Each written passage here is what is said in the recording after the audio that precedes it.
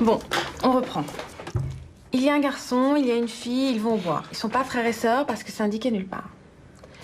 Lui, il a 16 ans, comme toi, l'air morose. Il est froid, distant.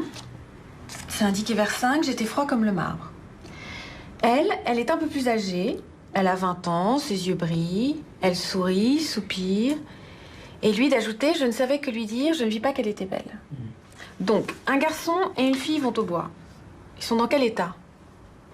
Ils sont pas dans le même état.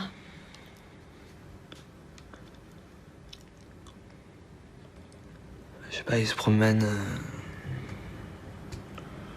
Je sais pas, peut-être qu'ils se promènent pour passer le temps, peut-être qu'ils s'ennuient. Peut-être, vas-y, développe comment ils se sentent. Non mais je sais pas. Arrête, Cyril. Qu'est-ce qui se passe, hein? Arrête. Concentre-toi un peu. Et la nature amoureuse dormait dans les grands bois sourds. Qu'est-ce que ça veut dire? Ah, si, les grands bois sourds, c'est pas... Ça s'appelle un oxymore, ça, non? Non? Mais tu vois pas que c'est un poème d'amour? La fille Rose ne veut qu'une chose, c'est l'amour du garçon, qui se manifesterait par une caresse, un baiser, peut-être même que ça pourrait aller plus loin d'ailleurs, on n'en sait rien. Mais ce qui est sûr, c'est qu'elle veut au moins un baiser de lui, c'est ce qu'elle veut. Mais lui, il ne voit rien, il regarde ses pieds en quelque sorte. C'est ce qu'il dit dans le texte.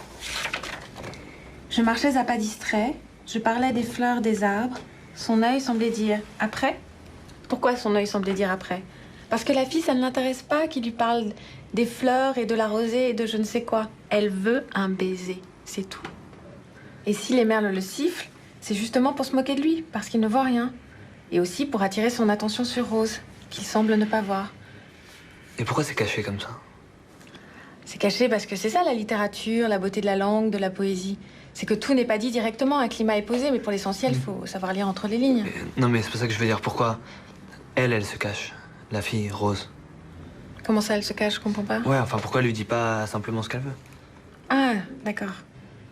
Elle lui dit pas d'abord parce qu'il y avait à cette époque des codes amoureux qui existent toujours d'ailleurs. C'est plutôt le garçon qui doit se manifester, et non pas la fille.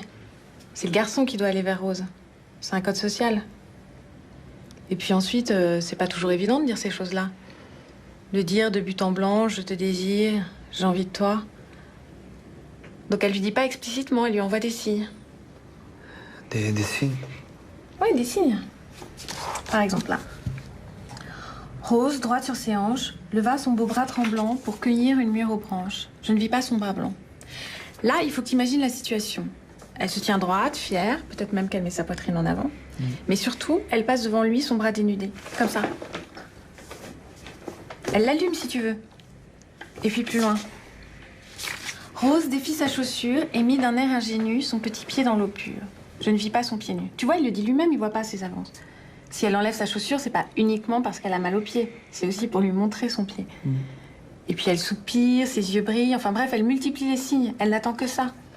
En plus, ils sont dans un espace clos, dans un bois, seuls, l'un à côté de l'autre. Elle lui montre son bras dénudé, ses petits pieds. Tout a un sens dans le poème. Tout est tendu vers le désir de Rose. Et pour prendre une mûre aux branches, alors c'est quoi ça? Parce qu'elle est mûre. Mûre pour un baiser. Et une eau courait fraîche et creuse sur les mousses de velours? Ouais, alors ça, c'est une métaphore. L'eau qui court... Enfin, l'eau, c'est associé à la sexualité. Donc, l'eau fraîche qui jaillit sur la mousse de velours, tu vois ce que ça peut être? Ouais, bah oui, je vois. Donc, t'as compris maintenant? Ouais. Alors, il est presque 5h30 là, donc on va pas avoir le temps de le finir aujourd'hui. Tu peux me faire le commentaire pour la prochaine fois? Ouais, d'accord. Ouais. Attends, il y a un truc que je comprends pas quand même. Quoi, quel truc? Là, cette histoire que la fille, elle a jamais rien le droit de faire de direct. Ça veut dire qu'il y a une fille, qu'un garçon lui plaît, qu'elle sait qu'elle lui plaît, et s'il fait rien, elle fait rien parce que c'est une fille, donc il se passera rien. J'ai rien compris. Bah, par exemple, toi. Si un garçon, il te plaît, mais... Enfin voilà, qu'il fait rien par timidité. Enfin, quoi, tu feras rien? Ah bah non, je ferai pas rien, mais je lui ferai comprendre qu'il peut y aller, qu'il n'y a pas de risque. Ouais, donc c'est-à-dire des signes. Mais le problème, c'est que l'amour rend aveugle, donc... Comment on fait pour voir ces signes? Je sais pas, c'est des gestes, des mots. Y a pas de règle, ça s'apprend avec l'expérience. Expérience. Mais... Enfin... Quand on n'a pas d'expérience, comment on fait alors?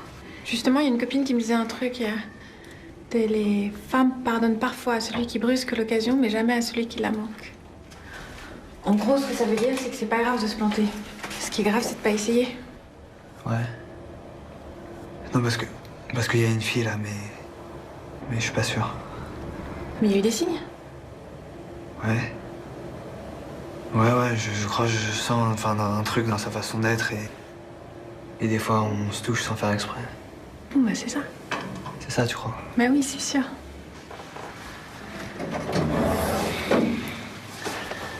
Bon bah...